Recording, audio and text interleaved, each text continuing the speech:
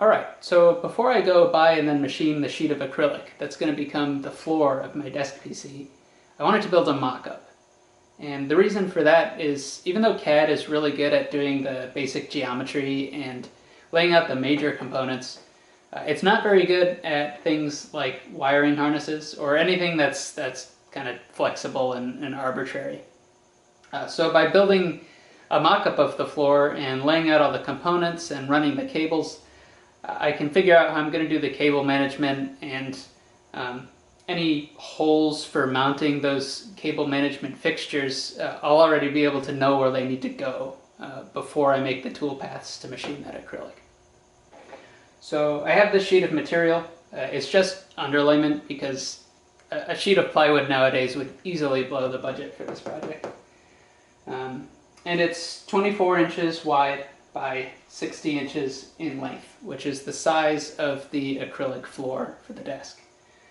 And then I went and I printed a template of how all the components in CAD are laid out now, mounting holes, that sort of thing, and then kind of general regions where I think the wiring is going to end up.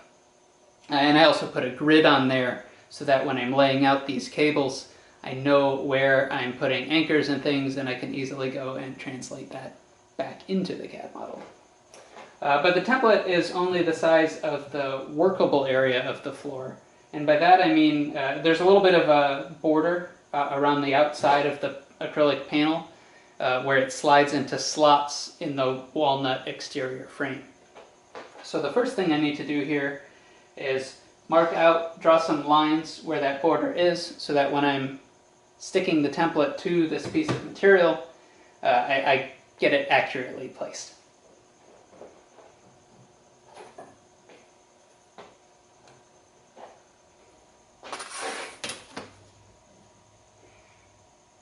Now that border is a uniform 5/8 of an inch long, so I'm just going to go ahead and use this straight edge and this Sharpie to make some marks and then connect those lines.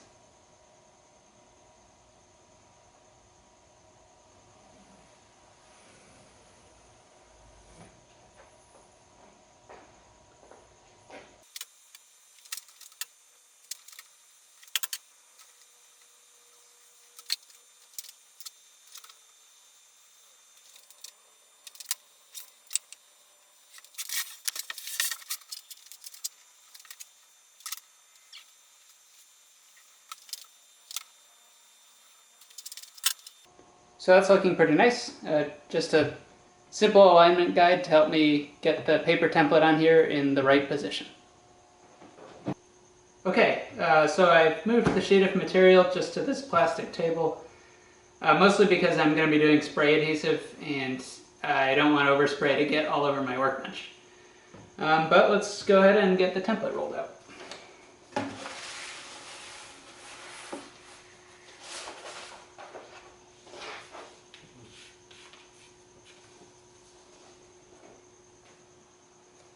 The way I'm going to do this is just by tacking down these outside edges with tape. And there's no real reason for me to be trying to get it perfectly aligned because it's just a mock-up.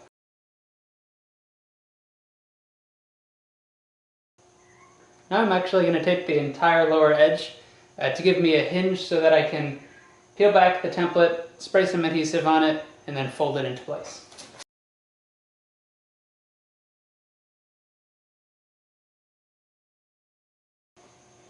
Now I've got some spray adhesive, it doesn't really matter what kind, and I'm going to go ahead and start spraying the paper. And the reason I'm doing that instead of spraying the underlayment is because I don't want those borders that aren't going to end up with paper attached to them to be sticky.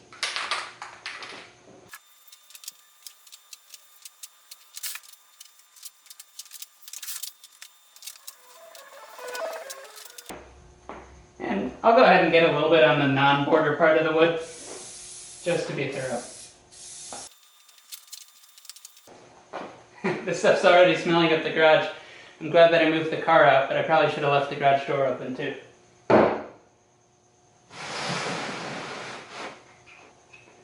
Now let's see how we can get this folded back into place.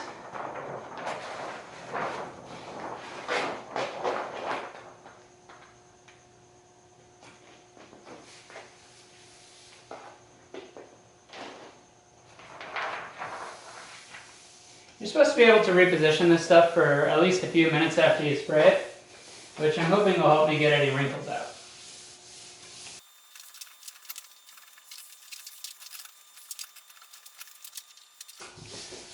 Alright, feels like it's on there pretty good. I can't really get a fingernail under one of these edges, so we'll go ahead and call that a success. Now let's peel off this tape.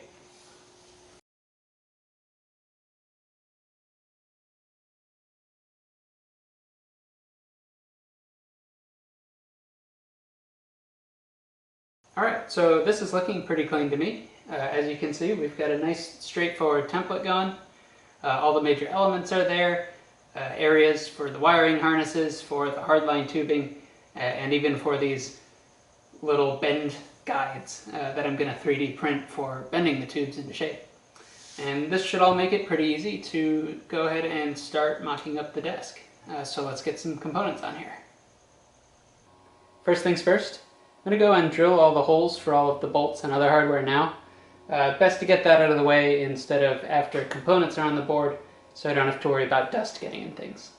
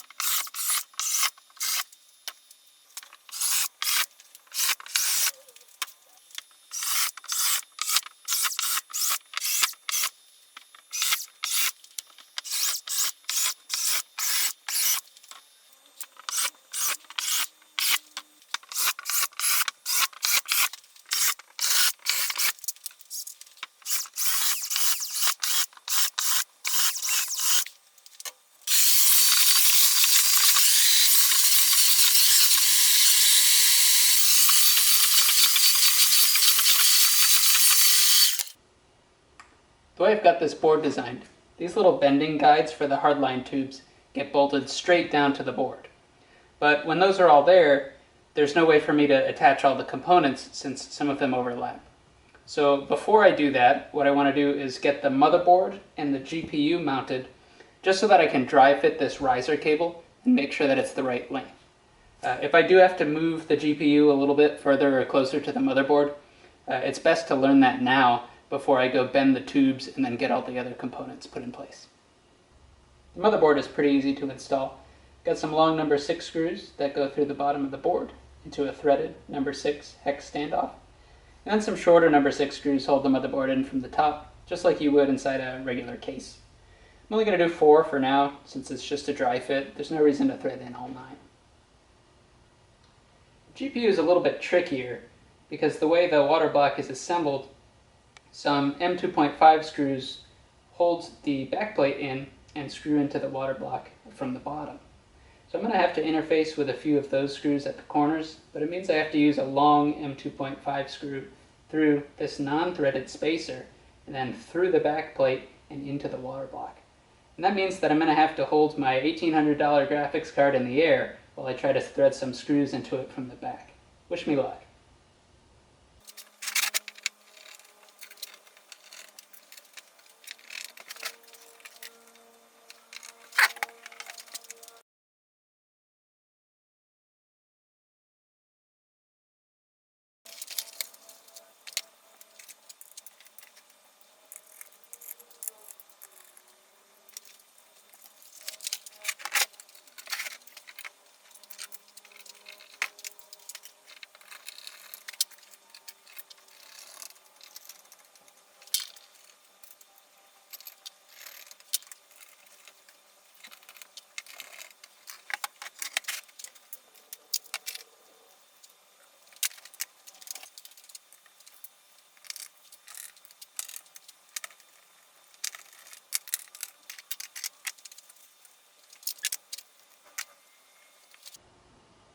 Alright, a bit stressful getting those on there, but not too bad. And also good news, all of the holes fit.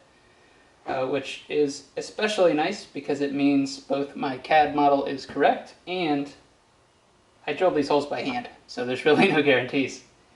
You'll also notice that I covered up the holes for the fittings with some tape, just to keep dust and things from getting in. I don't have enough plugs to plug those holes properly, but it's only temporary. I'm going to take these off and put them back in the box as soon as I finish the dry fit. Now let's go ahead and get the riser in there. I've got a 50 centimeter PCI Express Gen 4 riser cable from LinkUp. And this is a pretty big deal because it's actually really hard to find riser cables that support PCI Express Gen 4.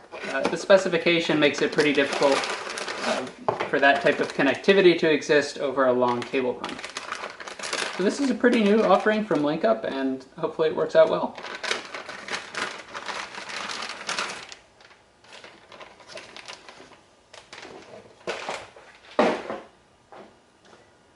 Alright, now let me make sure I get this oriented the correct way. I'm going to go ahead and pass the smaller end underneath my GPU.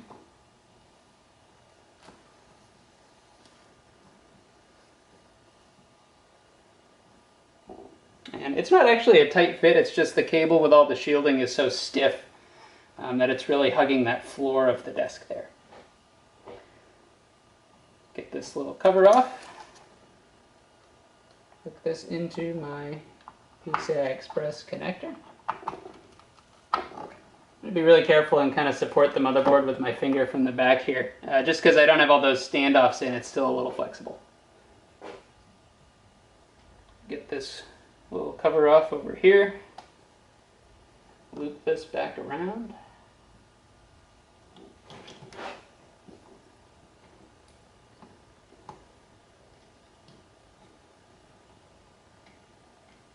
Get that plugged in there.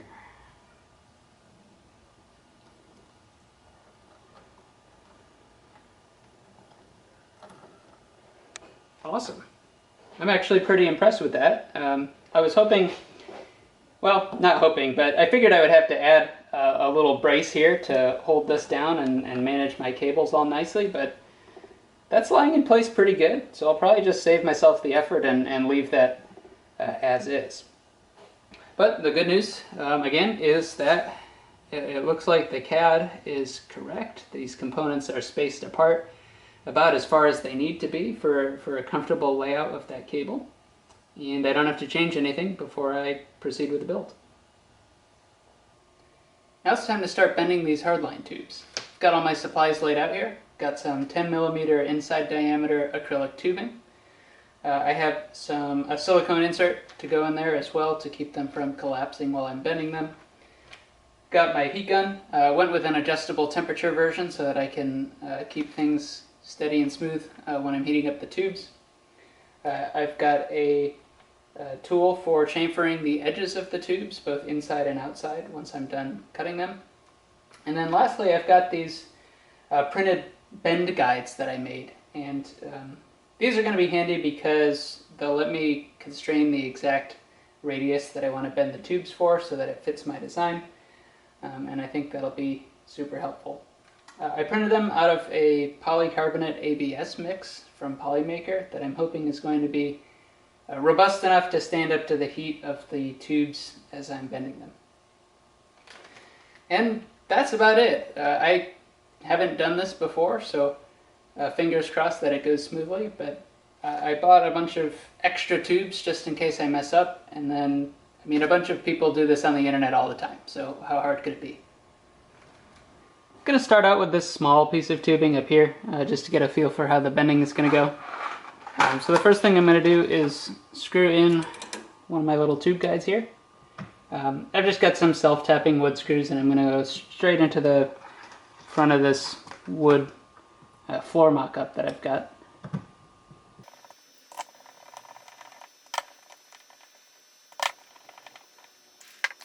And I figure what I'll do is I'll place the tube here, I'll bend it around this, and then I'll just manually kind of push it into shape with this second tube guide. Then I can screw that one in place, do the same thing, and then repeat until it's done. So here's the piece of tube. I've got my silicone insert as well. I'm going to dip this in a little bit of soapy water off camera here, just to lubricate it a bit so that it doesn't get hung up inside the tube.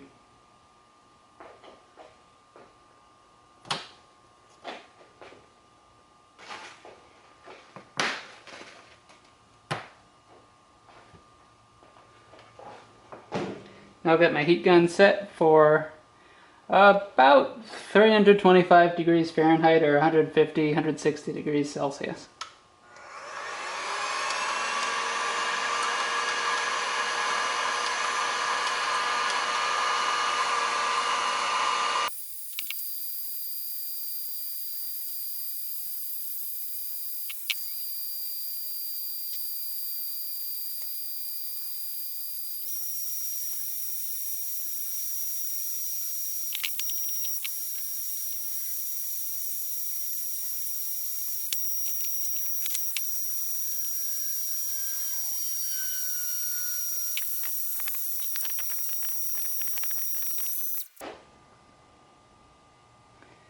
Alright, you can see it took me a couple of tries to get that one, but actually it looks pretty good. So I'm going to keep going with this piece, and then after I'm done with all 4 bends, I'll decide if I want to use it as just practice or call it good and then continue with the rest of them.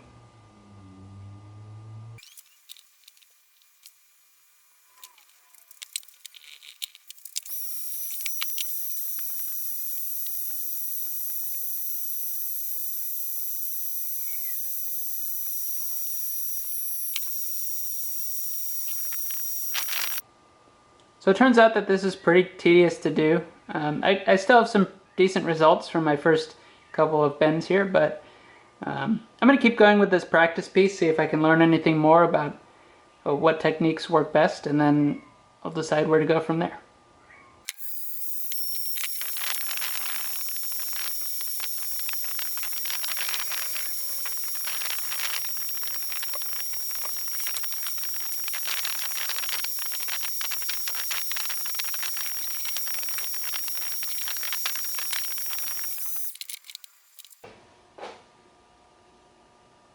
Alright, so that was much better. I'm going to go ahead and rinse this out with some just clean water so I can get this little bit of residue from the soap off, and we'll see how it looks.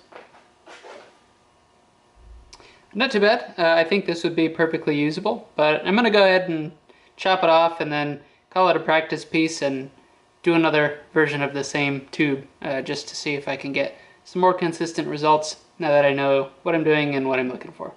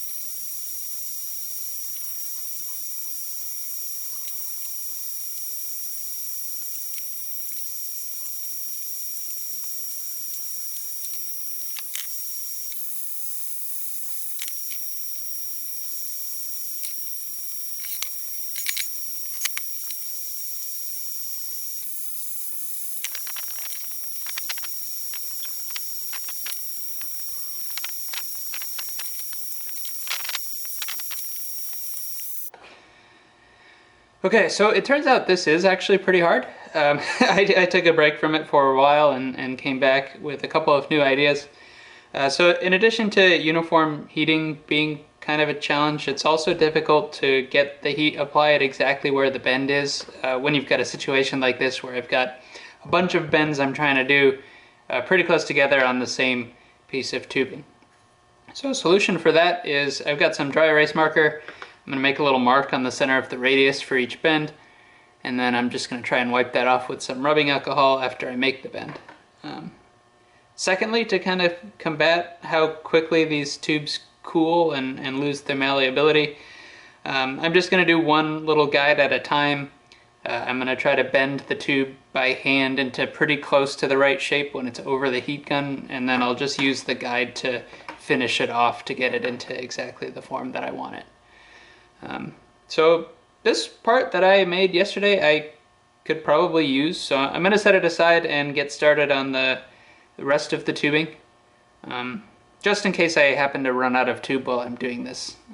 Otherwise, if I do the rest of them and I've still got extra, I'll probably remake this and try to get it a little bit better. But let's see how much better we can do today.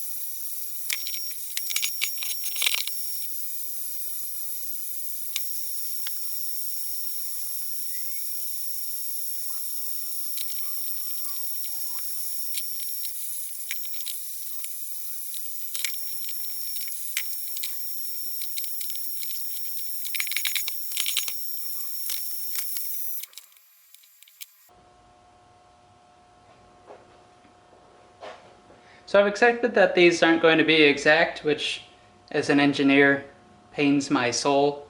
But it does look like I can get them close enough. I got 3 pretty good bends on this. They all look really nice and clear. I don't see any bubbles, don't see any deformation. So I'm going to keep going, do this 4th bend, finish up this tube, and then move on from there.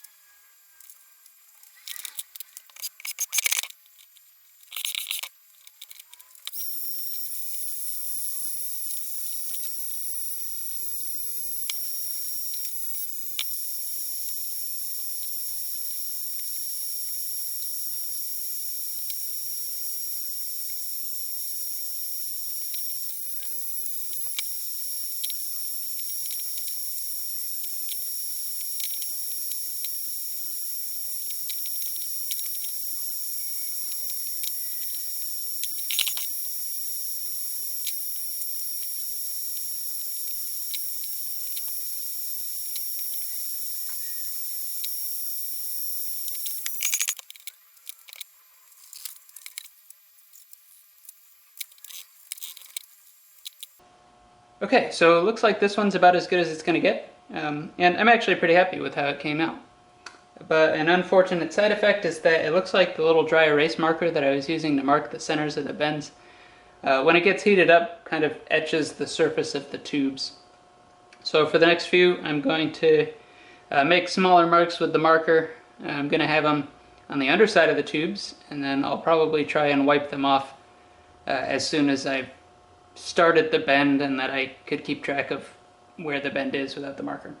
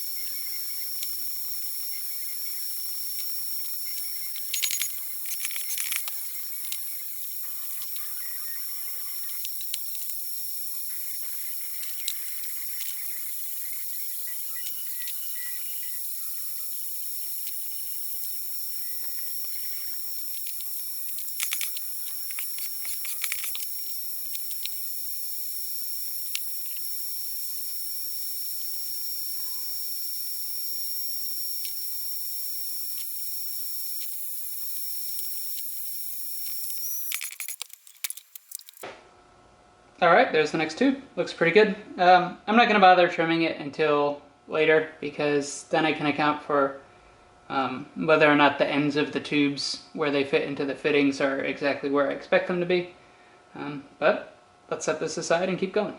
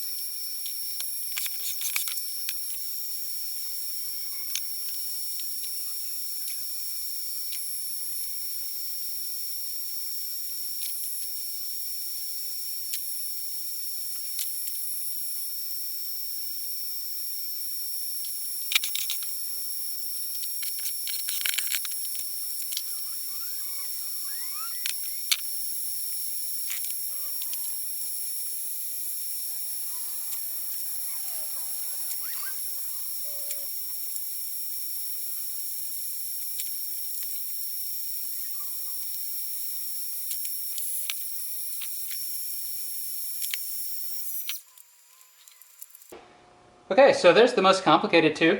That went pretty well. So the technique that you saw me using kind of towards the end there that I think had the most success was I'd heat up a section of the tube and then bend it around the guide little by little, move on to the next section until I could bend it all the way around the guide. And that helped quite a lot with these larger radii because it was difficult to keep larger sections of the tube all malleable at once.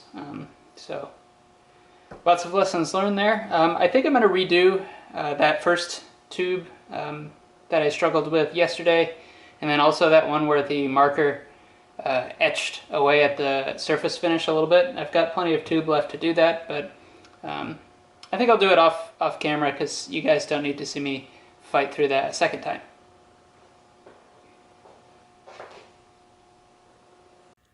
All right, here are all the tubes bent into shape and then trimmed and chamfered. Overall, I'm really happy with the results. It took longer than I expected, but like I said before, learning experience. I also rinsed these with some water just to clear out all of the shavings from sanding and chamfering the edges. And I'm going to rinse them again with some distilled water before they go into the loop. But so far so good.